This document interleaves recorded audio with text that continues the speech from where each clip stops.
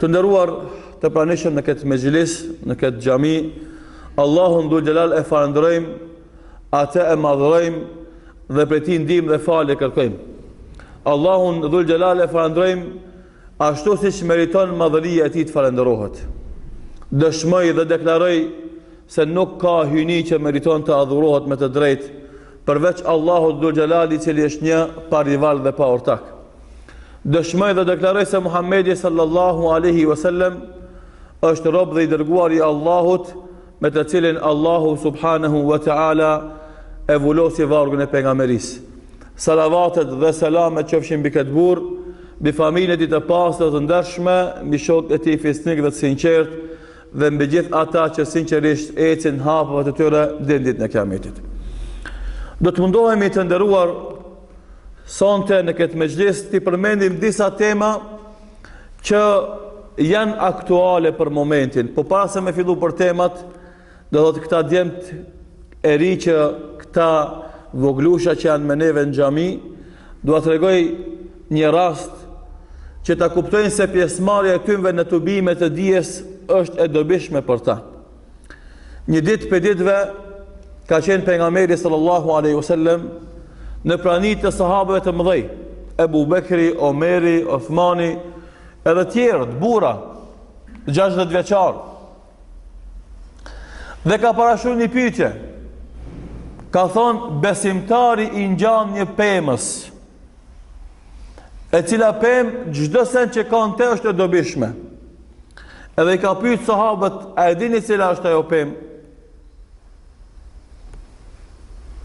Aty ka pas burra, edhe ka pas fëmijë.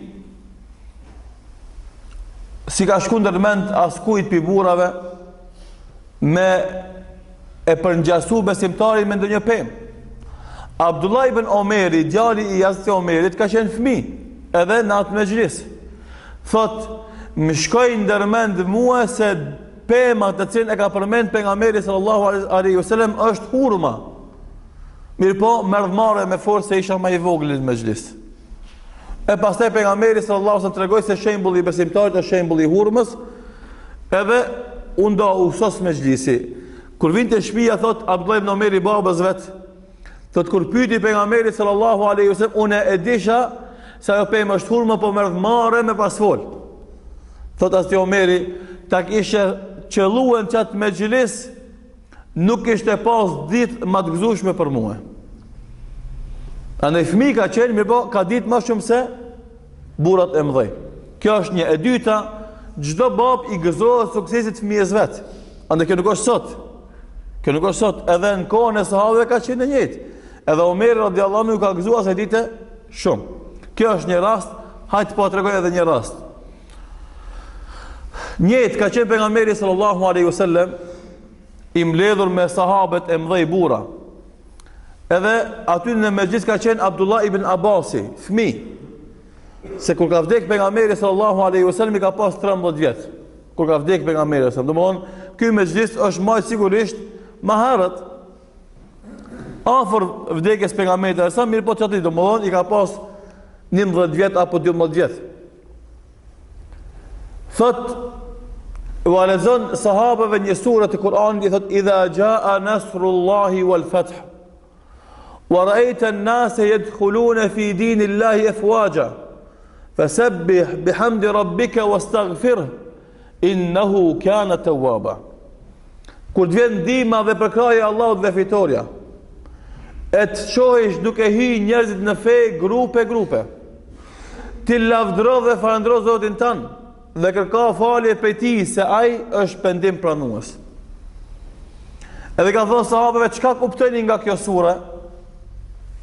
Ka fillu sahabët me thonë, po që njerëzit kur të sosen punët e mira me falëndru Allahun, se me ndihmën në Allahut vinë fitoret, gjithsi muhabete. E ka thonë Abdullah ibn Abbasit, e ti çka thue, si e komenton ti këtë sure? Ai fëmijë. Ka thonë Abdullah ibn Abbasi, kjo sure do me thonë se afër është koha kur ka me vdek pejgamberi sallallahu alaihi wasallam. Subhana, ka e nxjerri vdekjen e pejgamberit alaihi salam për kësaj sure, nuk përmendet vdekja këtu hiç. kur të vjen ndihma e Allahut dhe fitoria. E çojësh që hin njerëzit në fenë e Allahut grupe, ti lavdëro dhe falëndro Zotin tan dhe kërko falje prej tij se ai është pendim pranues, tu s'ka vdekje. E ka thonë se çdo sen kur të plotësohet, atëherë përfundon. Edhe Muhamedi sallallahu alaihi wasallam kur ta përfundon misionin e vet, punën e vet, që i ka thirrë ata në fe, atëherë ka më shku te Allahu dhul xhelal. Edhe thot Muhamedi sallallahu alaihi wasallam ashtu është. Fëmijë e kishte diturinë më të madhe se sa burrat e mëdhenj. Andaj prania e fëmijëve në mezhlisë të xhairit dhe të ilmit është një pjesë e edukimit ton ndaj tyre, që ata të rriten dhe të piqen me kohë, e jo t'i boje 24 vjetë, Allah të themi jeshil është. Allah të themi ajami është. E dikush i bën në 30 vjetë, të themi, ja, ledheve se ajami është. Deri kur ajami? Ata kanë qenë 13 vjeçar, 15 vjeçar, 17 vjeçar, edhe kanë dhonë shembuj të mëdhaja. Aliu radiallahu anhu, kur Muhamedi sallallahu alaihi wasallam Mekë fillon me ftu njerëzin të fe, edhe i vjen shpallja. Është fëmia i parë që është bërë musliman, dhe sa vjet i ka pasur? 9 vjet i ka pasur.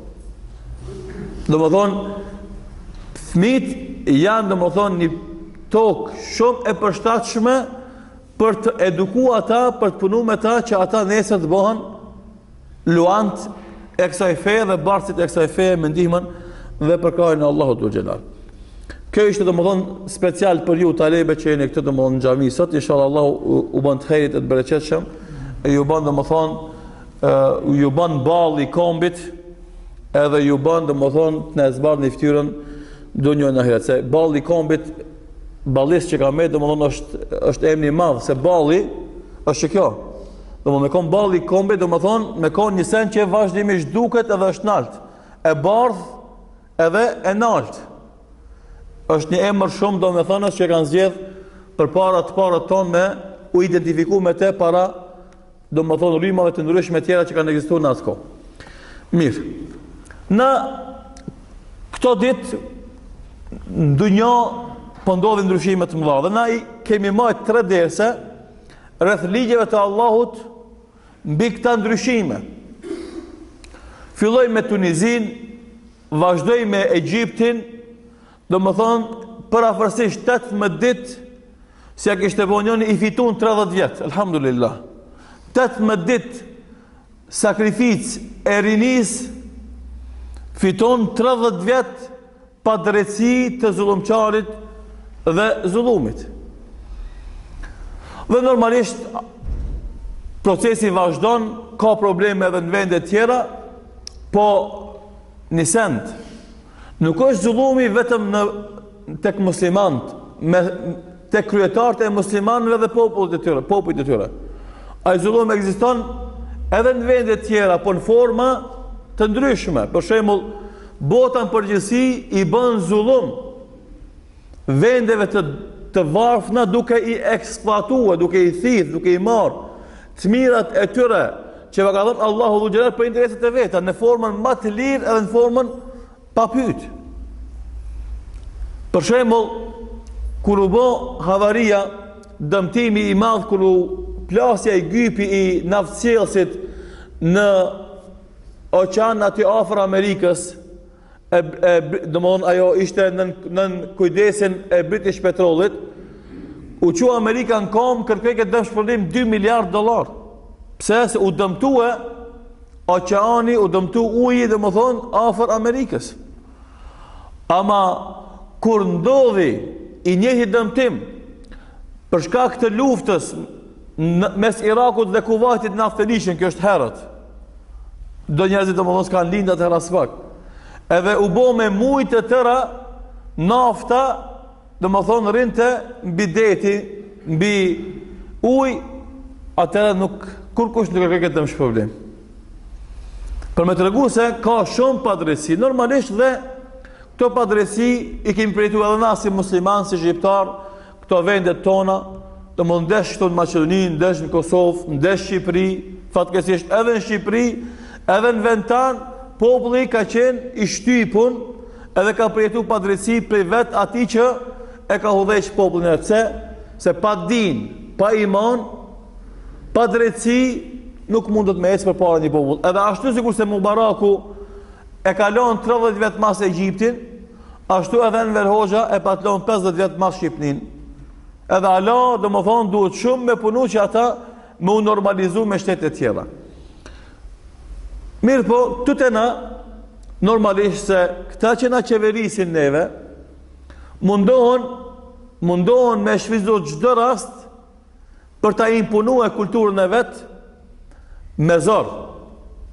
Se normalisht muslimani është i drejtë edhe të gjithëve u jep të drejtën e vetë. Për këtë shkak, kur akuzojnë ata muslimanë se janë ekstremista, janë radikalista, na u themi që nuk është e vërtet. Nuk ka popull më tolerant se popujt musliman ndaj feve tjera. Pse? Për shembull, ku shkon Damask në Siri, është qytet i vjetër, që pushteti islam, khilafeti islam ka jetu me shekuj aty. Midis Damaskut kije 4-5 kishat mdoja. Që ka prej kërkush që ka prish? Edhe aty ka pas lufta, edhe aty ka pas, do më thonë, njëre kanë marrë muslimant, njëre kanë marrë krishtert, ama muslimant që kanë prish ato kisha.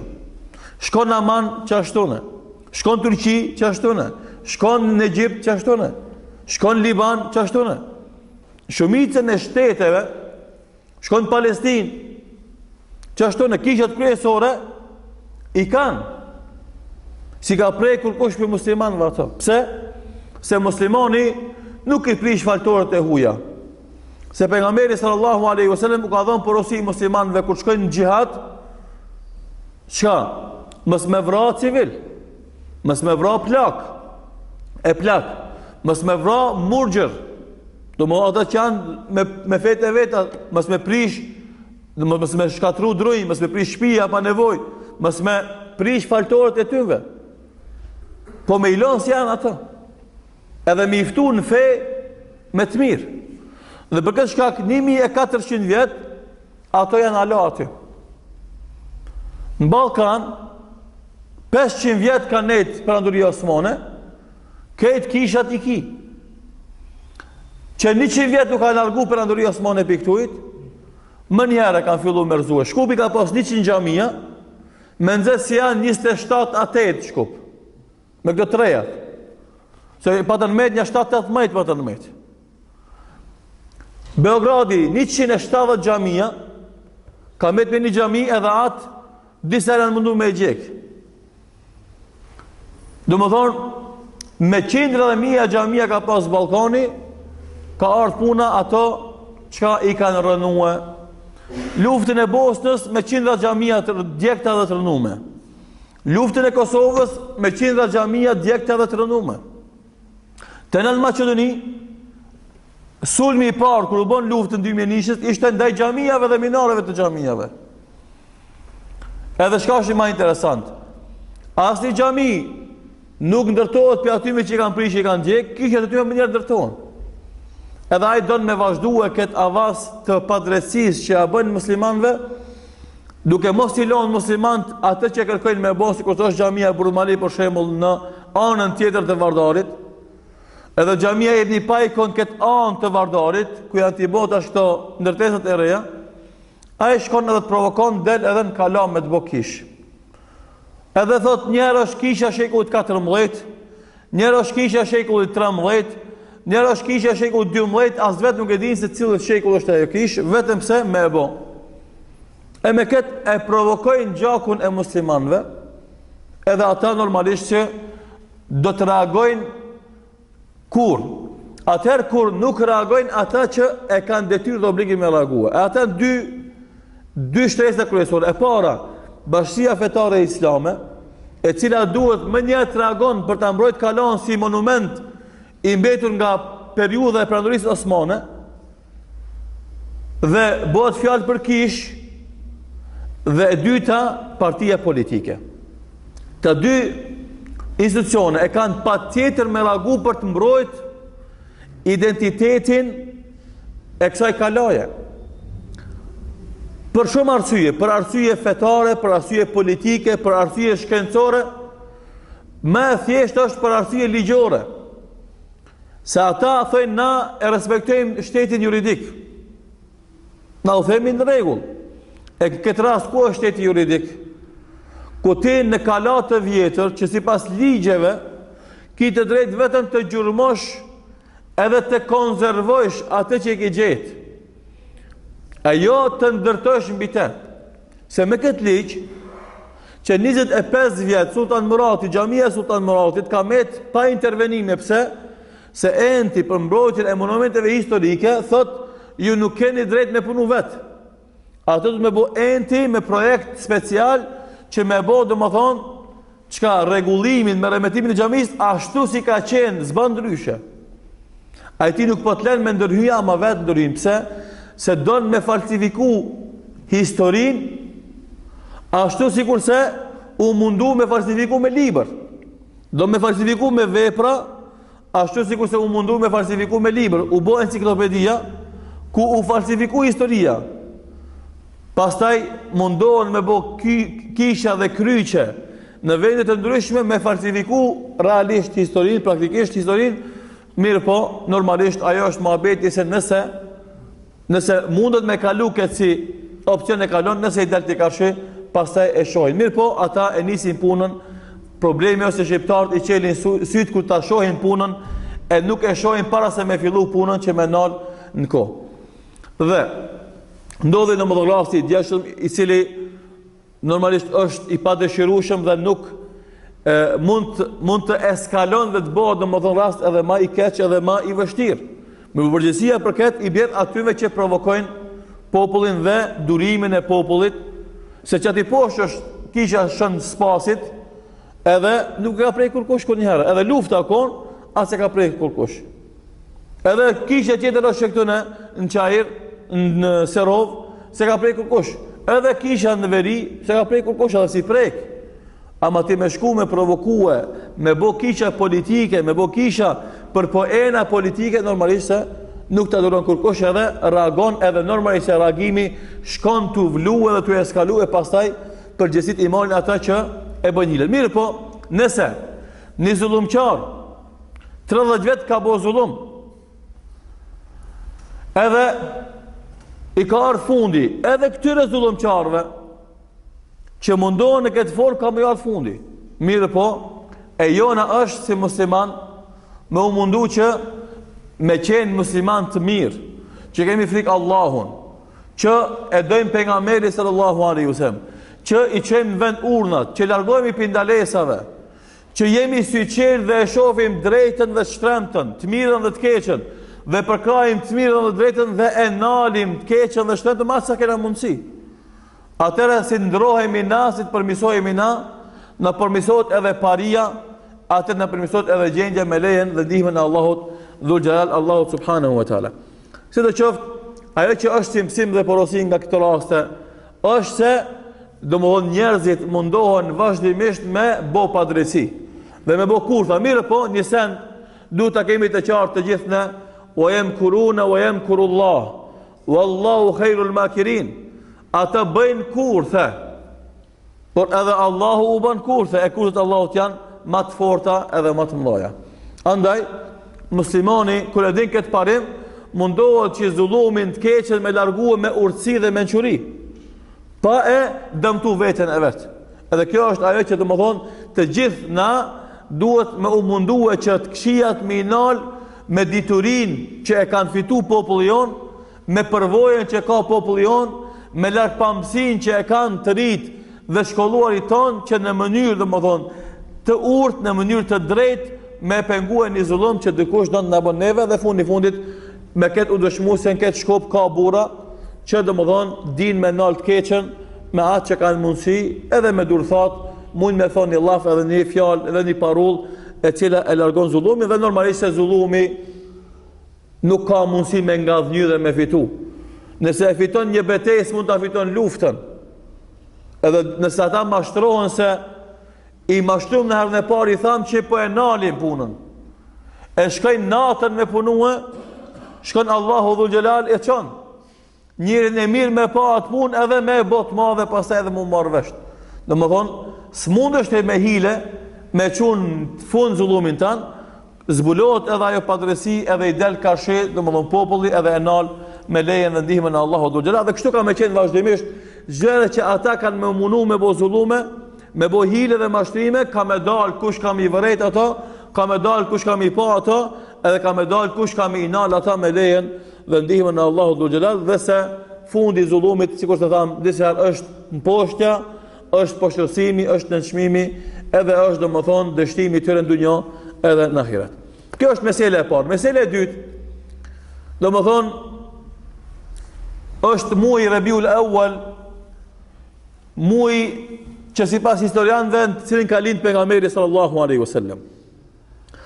Dhe këtu duhet bëj një paralel mes disa adeteve dhe zakoneve që kanë me të populli jon dhe asaj që duhet të jetë populli jon.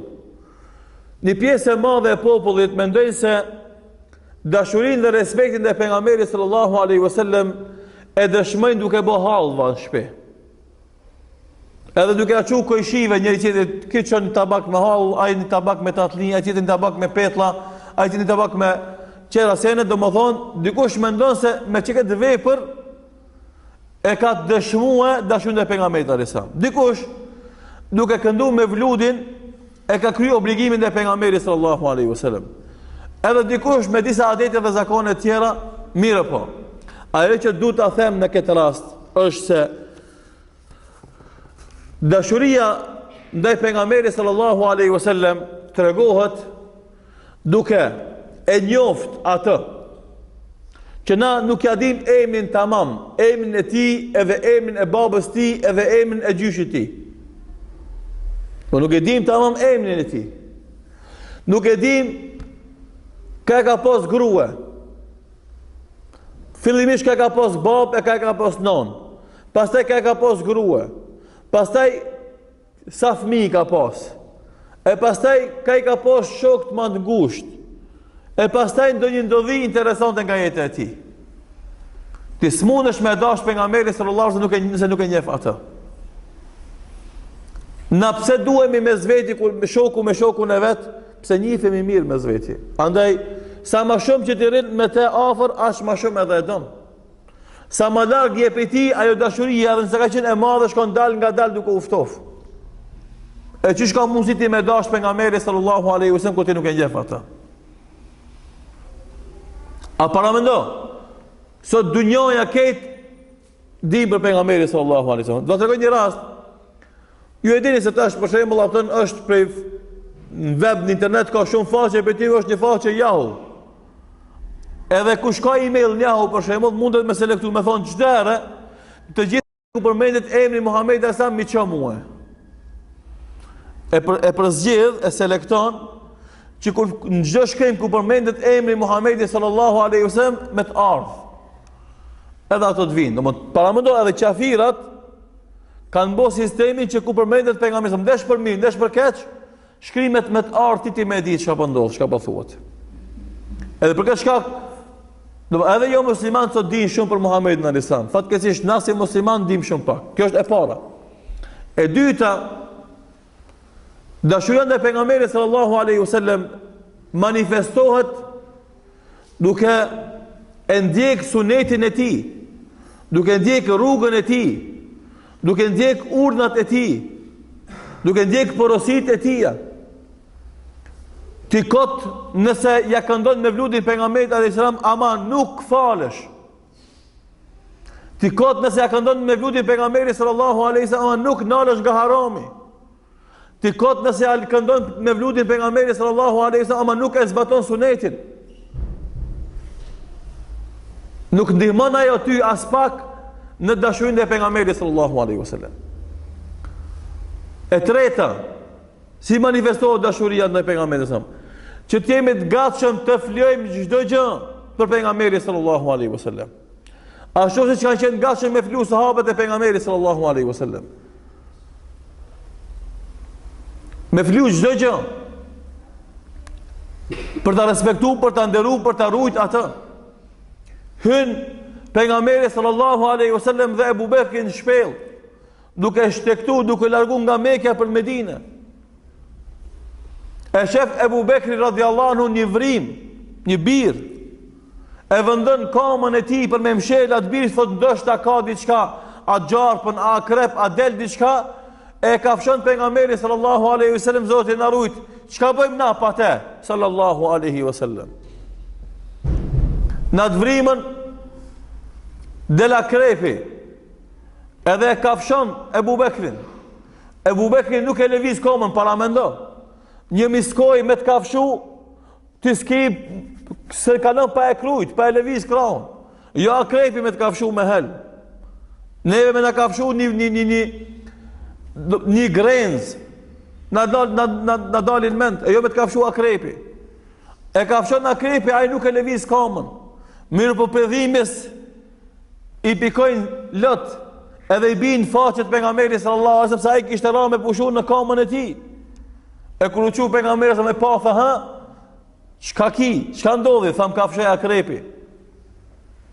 E mori pejgamberi sallallahu alaihi wasallam pështimën e ti, dhe e fërkoj varën e ti dhe u shëru, elhamdulillah, me ndihmën dhe përkrajën e Allahu dhul xhelal. Ishte i gatshëm me flu jetën e vet për pejgamberin sallallahu alaihi wasallam. Edhe kjo ka qenë fjala e sahabëve. Fidaka ummi wa abi ya Rasulullah. Fliofsha nanën dhe babën tem për ty ja Rasulullah. E sot na, nëse nuk kemi të gatshëm me u fliu për pejgamberin sallallahu alaihi wasallam, atëherë llafi, shprehja, pretendimi se na e duam pejgamberin sallallahu alaihi wasallam është bosh.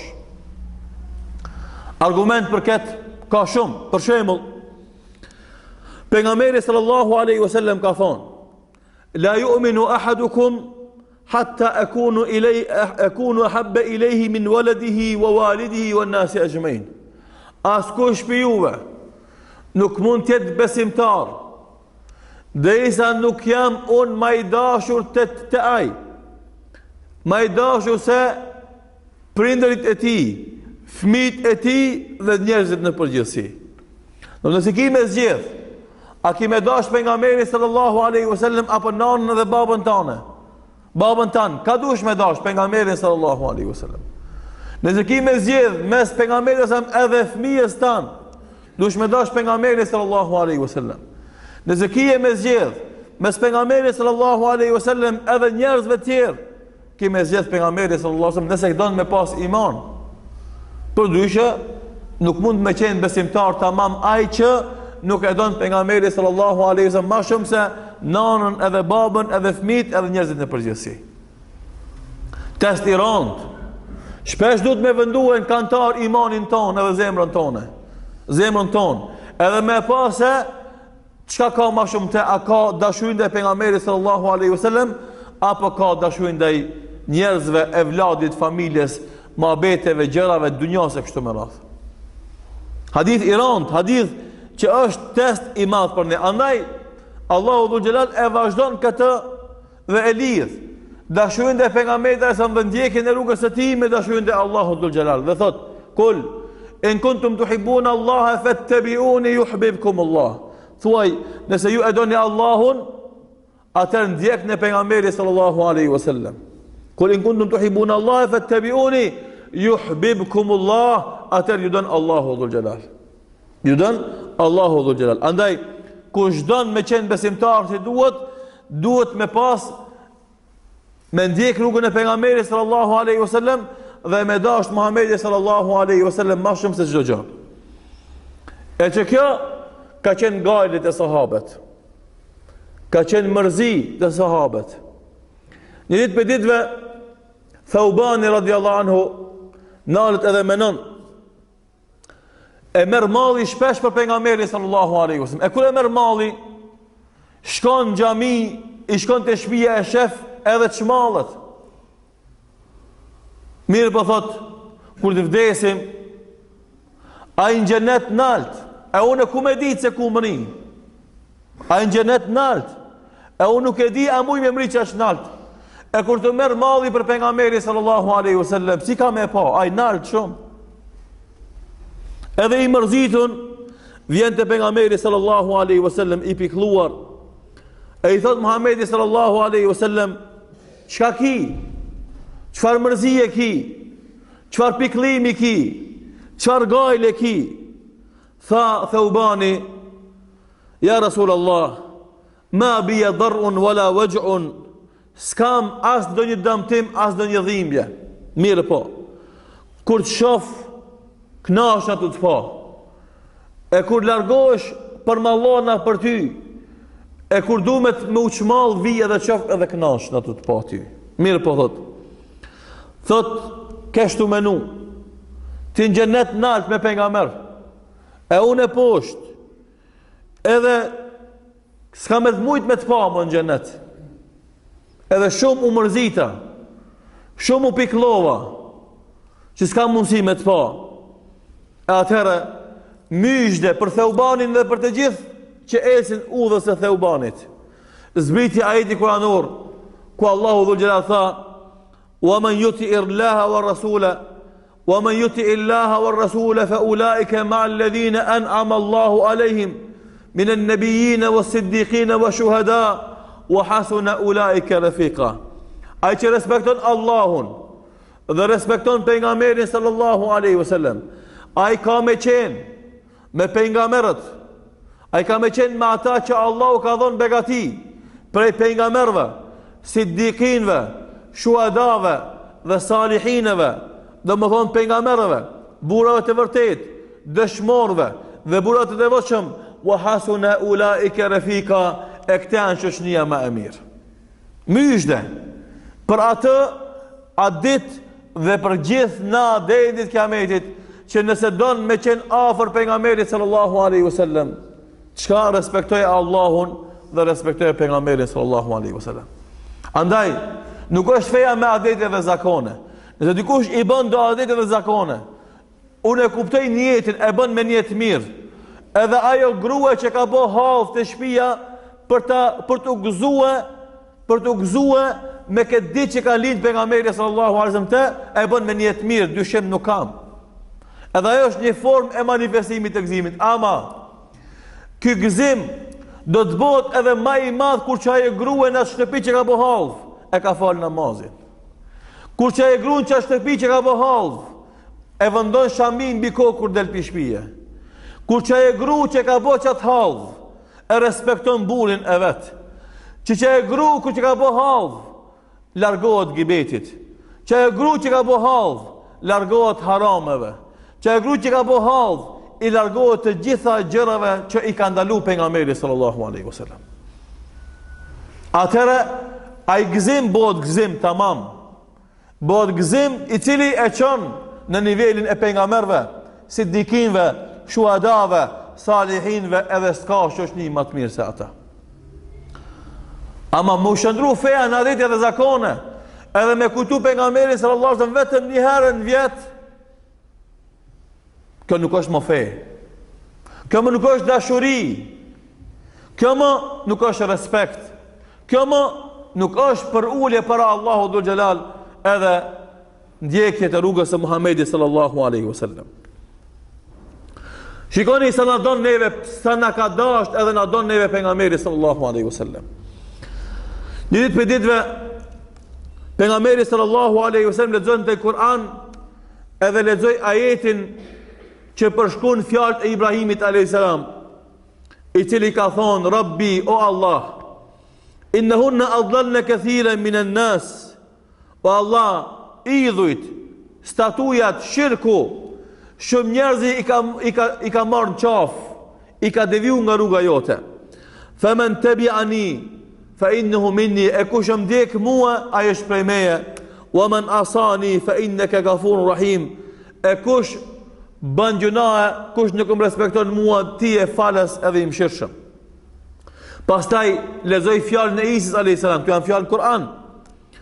Ku tha Isa alayhis salam: in tu'adhibhum fa innahum ibaduk. Nëse i ndeshkon, ato janë robët e tu. Wa in taghfir lahum, e nëse va fal, fa innaka antal azizul hakim, ti e krenari dhe i urti. I çoj durt pejgamberi sallallahu alaihi wasallam. E lexoj ajetin e parë, fjalën e Ibrahimit alayhis salam. Ajetin e dytë, fjalën e Isës alayhis salam.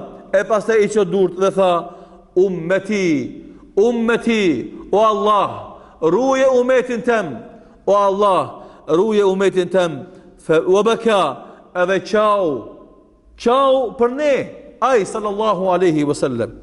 Dhe kala Allahu azza wa jall, atëra i tha Allahu dhul jalal, ja Gjibril, o Gjibril, shko dhe pyete pejgamberin sallallahu alaihi wasallam, çka kanë? Pse po qanë? Çka e shtyn atë me qa? Gjibrili alayhi salam dhe e pyeti, e i tregoi Muhamedi sallallahu alaihi wasallam se i dhimbset ummeti vet.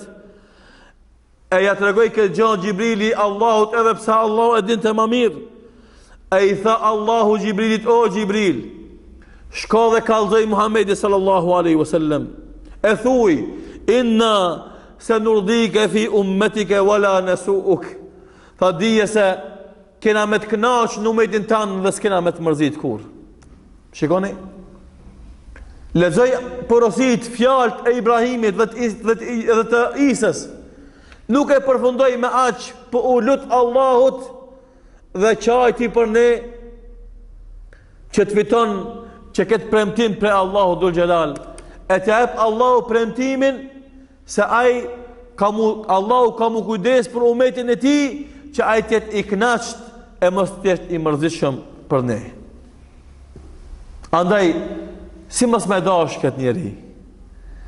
Si mos me e dash këtë njeri dhe me ndjek rrugën e tij, dhe me pasu sunetin e tij, dhe mu mundu me imitu atë, e jo me imitu si që imitojnë të rritë tanë, këngëtarët dhe këngëtarët e ndryshme, sportistët e ndryshëm, artistët e ndryshëm, por me ndjek dhe me imitue pejgamberin sallallahu alaihi wasallam. Ku mos me dash na, kur këtë e kanë dash pejgamberin sallallahu alaihi wasallam, madje edhe gjërat e ngurta e kanë dash pejgamberin sallallahu alaihi wasallam. Muhamedi sallallahu alaihi wasallam kur ndërtoi xhamin në Medinë, e kishte marrë një trunk, edhe kishte vendu pse që me hip në trungun manalt e me majt hudbe muslimanve. S'ka pas mimber si ky mimberi që është xhami, edhe xhamia tjera. Trunk, një copë dru, veç me hip manalt që me pa njerëzit. Edhe majti një ko. Një ashab zdrugtar, kur e pa trungun tha, s'është heshëm kjo. E boni një mimber 3 shkallë, dvogël, modest, që me hi pejgamberi sallallahu alaihi wasallam edhe më drejtu muslimanëve me hutbe. E morën trungun, e nxjerrën, edhe e vendon mimberin e ri. Tu ka përsi sahabët e një zhurmë, e një rënkim, e ri një bëlbëzim. Të një Rasulullah, apo druni për rënkon, druni për bëlbëzon, druni për qanë. Pse u ka largu prej pejgamberit sallallahu alaihi wasallam? Dru, objekt i ngurtë, që s'ka ndjenja, si pas shkencës, s'ka emocione. A njeriu prej gjërave të cilat dallohet janë emocionet, janë ndjenjat. Subhanallah, a i në bo ma ngurtë se druni? A i në bo ma pa emocione se druni? Druni rënkonte, belbzonte dhe qante. E shkoj pejgamberi sallallahu alaihi wasallam dhe ju afru dhe për qafi. E unal. E tha pejgamberi sallallahu alaihi wasallam, mos ta kisha për qaf, kishte me vazhdu me rënku ala. Ku janë këto emocione edhe atyre adeteve dhe zakoneve që ka njëherë mundona mi qinë shesh? Dallimi madh. Thot Hasan Basriu rahimahullahu taala për këtë rast. Gjë ku e tregonte këtë rast qante dhe thoshte druni u përmallëke për pejgamberin sallallahu alaihi wasallam, e çka me të halli jon, e çka me të puna jon. Për këtë shkak, shihimi i ambëlsisë së imanit është duke dashur pejgamberin sallallahu alaihi wasallam. Thot Muhamedi sallallahu alaihi wasallam, thalatha man kunna fihi wajada halawat al-iman. Kush i ka tre gjana ka me shiu ëmbëlsinë e imanit. Çfarë ato? An yakuna Allah wa rasuluhu ahabba ilayhi mimma siwahuma. Të don Allahun dhe pejgamberin më shumë se çdo gjë tjetër përveç tyre. Andaj prej formave të edukimit të fëmijëve tonë, të fëmijëve që janë të vegjël, ka e don më shumë nanën, ka e don më shumë babën, ka e don më shumë gjyshin, ka e don më shumë. Kështu i mësojmë na fëmijët, kemi qef na dojnë neve. Edukata e drejt është ka e don më shumë Allahun. Pastaj pejgamberi sallallahu alaihi wasallam, pastaj nanën, pastaj babën, pastaj këtë muslimanët. Edukim i mirëfillt, edukim i shnosh, edukim me sukses është ky edukim. Që fëmijët e tonë me dashur Allahun më shumë se çdo gjë. Dhe me qenë gatshëm me fliu për Allahun çdo gjë. Me dashur pejgamberin sallallahu alaihi wasallam pastaj më shumë se çdo gjë. Dhe me qenë gatshëm me fliu për të çdo gjë. Kjo është iman. Kështu edukohen praktikisht fëmijët e tonë din edhe në iman. Edhe rriten me këtë dashuri ndaj Allahut, ndaj pejgamberit, pastaj ndaj nanës, pastaj ndaj babës e pastaj ndaj këtë muslimanëve në përgjithësi. Andaj nuk ka mundësi me shiu kënaqësinë e imanit, ëmbëlsinë e imanit. Ai njeriu që nuk e don Allahun më shumë se çdo gjë dhe pejgamberin sallallahu alaihi wasallam më shumë se çdo gjë. E kur vin ndesh dy dashuri, dashuria e Allahut dhe dashuria e dunjos, me i dhënë përparësi dashurisë së Allahut para dashurisë së dunjos. Nëse vjen ndesh dashuria e Allahut dhe dashuria e pushtetit, me dhënë përparësi dashurisë së Allahut para dashurisë së pushtetit. E kështu me radhë, andaj kantare ki për me llogarit jetën tonë, për me llogarit veprat e tuaja, për me llogarit emocionet dhe shqisat e tuaja. Andaj dashuria ndaj pejgamberit sallallahu alaihi wasallam do të thonë besimi se Muhamedi sallallahu alaihi wasallam është rob dhe pejgamberi i Allahut. Besimi se të gjithë atë që na ka treguar pejgamberi sallallahu alaihi wasallam është e saktë dhe e vërtetë. Besimi nga thellësia e zemrës, dashuria nga thellësia e zemrës ndaj pejgamberit sallallahu alaihi wasallam, e cila manifestohet në veprimet dhe sjelljen tonë. Dhe një përparësi kësaj dashurie nga çdo gjë është besim në Muhamedit sallallahu alaihi wasallam. Veprimi sipas asaj që na mëson është besim në pejgamberin sallallahu alaihi wasallam. Dorëzimi para lajmeve të tija është besim dhe dashuri ndaj pejgamberit sallallahu alaihi wasallam. Dërgimi i salavateve dhe selameve ndaj pejgamberit sallallahu alaihi wasallam është besim dhe dashuri ndaj pejgamberit sallallahu alaihi wasallam. Mësimi i biografisë së tij dhe përhapja e biografisë së tij në vende të ndryshme është besim dhe dashuri ndaj pejgamberit sallallahu alaihi wasallam. Mbrojtja e tij dhe mbrojtja e sunetit të tij është besim dhe dashuri ndaj pejgamberit sallallahu alaihi wasallam. Zbukurimi, stolisja me akhlakun dhe sjelljen e tij është besim në Muhamedit sallallahu alaihi wasallam dhe dashuri ndaj Muhamedit sallallahu alaihi wasallam. Dashuria ndaj familjes së tij dhe shokëve të tij është besim në Muhamedit sallallahu alaihi wasallam dhe dashuri ndaj Muhamedit sallallahu alaihi wasallam. Dhe dashuria ndaj gjithë besimtarëve të vërtetë dhe të sinqertë që e dojnë Allahun dhe e dojnë pejgamberin alaihi salam është dëshmi për besimin tonë në Muhamedit sallallahu alaihi wasallam dhe në dashurinë tonë ndaj Muhamedit sallallahu alaihi wasallam. Dashuria ndaj pejgamberit alaihi salam nuk është llav goje, por duhet të qenë jetë, edhe të na dalë në shesh, edhe në medan, edhe në politikë, edhe në ekonomi, edhe në shoqëri, edhe në shkollë, edhe në punë, edhe në qarshi, edhe në familje, edhe në xhami, çdo kund të jetë i përhapur suneti pejgamberit sallallahu alaihi wasallam dhe dashuria ndaj pejgamberit sallallahu alaihi wasallam. Dhe çështja e fundit që mashtrohen njerëzit me të dhe binë ndikimin e adeteve të huaja, festa që e quajnë domosdoshmë Shën Valentini. Para mendo, jemi të vazhduar me fol për dashuri, ama tash folim për dashuri të verbër, për dashuri dëmshme, për dashuri të rrënjshme, për dashuri falsifikat. Kjo është dashuri e vërtetë. Dashuri që vazhdon me tërë jetën tonë, që fiton prej saj në dunjë dhe në ahiret. E kjo, kur aty me u mungon dashuria ndaj Zotit, dashuria ndaj pejgamberit Zotit, dashuria ndaj virtyteve dhe vlerave të mëdha, ndaj drejtësisë, ata shpikin ditë për dashuri. Edhe 365 që ka viti e bën një ditë të veçantë për dashuri. E nesër, e mas nesër, e para kësaj, e javë të ardhshme, e mujtë e çka me bë, a me jetu për dashuri, jeta nuk zhvillohet për dashuri. Dashuria vetiu që duhet është vetëm Allahu dhul xhelal. E të tjerët duhen varshmërisht me afërsinë te Allahu dhul xhelal, apo varshmërisht me atë sa na çojnë te Allahu dhul xhelal. Dhe për këtë shkak, muslimani i mirë, muslimani i mençur, muslimani i thellë është ai i cili nuk i imiton të tjerët, por e ndjek fenë e vet. E ndjek atë që ka tregu Allahu dhe atë që ka tregu pejgamberi sallallahu alaihi wasallam, dhe nuk bie në këto gracka, dhe nuk bie në këto mashtrime, dhe nuk bie në këto festa që vetë nga emri tregojnë qën Valentini. Dhe mund ka të bën me prifta jo musliman, me njerëz me fe të huaja, me ka të bën me paganizëm, ka të bën me idhujtari, nuk ka të bën me besim të shëndosh edhe logjik të shëndosh. Andaj muslimani nuk u përngjan të tjerëve.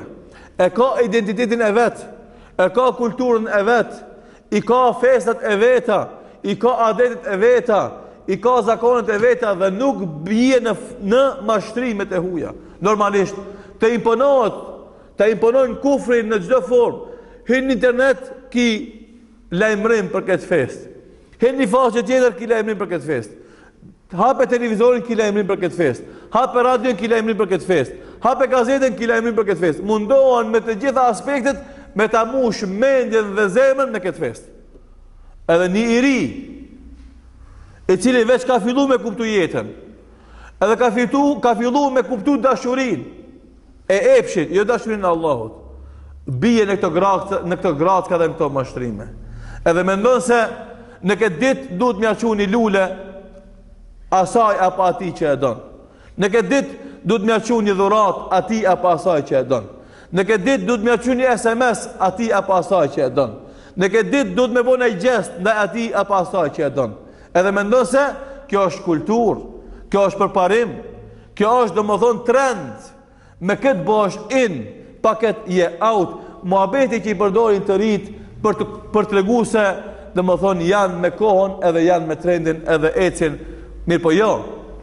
Këtë kjo është devijim dhe gabim. Besimtari e ka rrugën e qartë. Edhe dashuria në fenë islame e ka vendin e vet. Edhe normalisht se njeriu Allahu e ka krijuar që ta don palën tjetër. Mashkulli ta don femrën dhe femra ta don mashkullin. Mirë po, kjo dashuri e ka një kuror. Ai kurora e nderit, kurora e moralit, kurora e fisnikërisë, kurora e burrisë, kurora e faqebardhësisë, është kurora e martesës. Nëse një mashkull e do një femën, shkon edhe kërkon ta bën grua. Nëse një femën e do një mashkull, i thot babës apo nonës, unë jam i dashurum në filanin, të bëjmë mësitni e të bëjmë i bashkë me halal, me martesë. Dashuria e vërtet është kjo dashuri, e cila kurorzohet me martesë, e cila e mbron nderin dhe moralin, jo ajo dashuri e cila sjell pastaj telashe dhe probleme.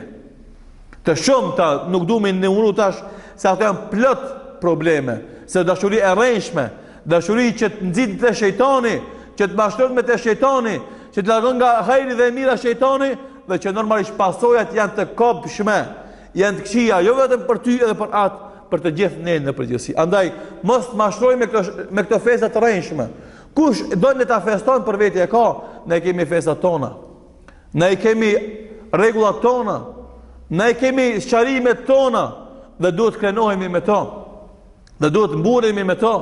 Dhe nuk duhet kemi turp për asaj që jemi musliman, edhe për vlerave islame që na sjell kjo fe. Se pejgamberi sallallahu alaihi wasallam na ka thonë: "Men tashabbaha bi qaumin fa huwa minhum", kush i përngjan një popull është prej tyre. Andaj nuk ban mi përngjan atyre as besimin e tyre, as gjë e veçantë të tyre, E padyshim se kjo fest është e veçantë të tyre dhe këtë nuk ka drejt muslimani me marrë pjesë, me participu me asnjë gjë, se përndryshe e dëmton dinin dhe imanin e vet. Edhe na ka thënë Allahu në Kur'an: "Wala tahinu, wala tahzanu, wa antumul a'launa in kuntum mu'minin." Mos u ligështoni dhe mos u pikëlloni, se ju jeni më të lartë nëse jeni besimtar. Andë dini dhe imani të bën të lartë, bën ngritun, të bën përparimtar dhe nuk i nevojë ti për adetet dhe zakonet e huaja. Andaj, sidomos rinia të jetë syçel. Unë mjafton ajo që e kam. Pse? Se me dëshmitë e shumta porosit e fesë islame çojnë në hajër dhe të mirë në dunjë dhe në ahiret. Dhe me dëshmitë e shumta nga jeta, largimi dhe shmange nga porosit e islamit na çojnë dështim, devijim, shkatrim dunjë dhe në ahiret. Andaj Allahu në Kur'an thot: "Faman tabi'a hudaya fala yadhillu wala yashqa." Ai që ndjek udhëzimin tim, ai nuk devion dhe nuk vuan. "Wa man arada an dhikri fa inna lahu ma'ishatan danka." Ai që kthen shpinën për kujtimit Kur'anit, ai jeton jetë e vështirë në dunjë. "Wa nahshuruhu yawm al-qiyamati a'ma." Dhe rinjallim ditën e kiametit të verbër, do të thot ai njeri: "Qal rabbi lima hashartani a'ma wa qad kuntu basira." O Allah, pse më rinjallet të verbër se unë kisha sy në dunjë? I thot Allahu: "Kadhalika atatka ayatuna fanasitaha." Kështu të vinin ty argumentet tona e ti harova ato. "Wa kadhalika al-yawma tunsa." Edhe kështu na të harrojmë ty sot. Ande për mos më ndodh jeta e vështirë në dunjë dhe verbria në ahiret dhe haresa nga Zoti në ahiret, atëherë çeli syt tani ndjek rrugën e Allahut, rrugën e pejgamberit sallallahu alaihi wasallam, rrugën e kësaj feje e cila të premton dhe të garanton jo vetëm me fjalë, po edhe realisht kënaqësi edhe jetë e këndshme. Thot Allahu në Kur'an: "Men amila salihan min dhakrin aw untha wa huwa mu'minun falanuhyiyannahu hayatan tayyiba." Kushdo që bën vepra të mira, qoftë mashkull apo femër dhe është besimtar, ka për të jetu jetë e këndshme në dunjë dhe do ta shpërblejmë atë më mirë se sa ka vepruar në dunjë. Andaj jeta e mirë fitohet me besim në Allahun dhe vepra të mira. Kush e ndjek këtë rrugë, kush e ndjek rrugën e Allahut, Kur'anin dhe Sunetin, padyshim se të mirat e Allahut i vijnë një pas një normalisht, se ka dhe sprova edhe të lashe, por fundi është faqebarësi, është mirësi, është kënaqësi, është lumturi në dunjë dhe normalisht është problem me xhenet në ahiret. Na lutim Allahun dhul xhelal na bën besimtar që e mësojnë fillimisht fen e Allahut. Lutim Allahut na bën për atyre që janë durimtar në të vërtetë dhe që mundohen zullumin edhe zullumçarëve me drejtësi me ia kthy. Lutim Allahun dhul xhelal që të na bën për atyre besimtarëve që e duan për një me pejgamberin dhe dëshmojnë me jetën e tyre, me fjalët dhe me veprat e tyre. Lutim Allahun që rinin ton ta udhëzon dhe të kupton se dashuria e vërtet është në ndjekjen e porosive të Allahut dhe të pejgamberit, e jo në mashtrimin mas festave të huaja, shpikuna dhe të rrënjshme. Lutim Allahun të udhëzon të rritë dhe të reja tona, të e përhejë dhe bereqet. Zoti ju shpërblet. Wassalamu alaikum wa rahmatullahi wa barakatuh.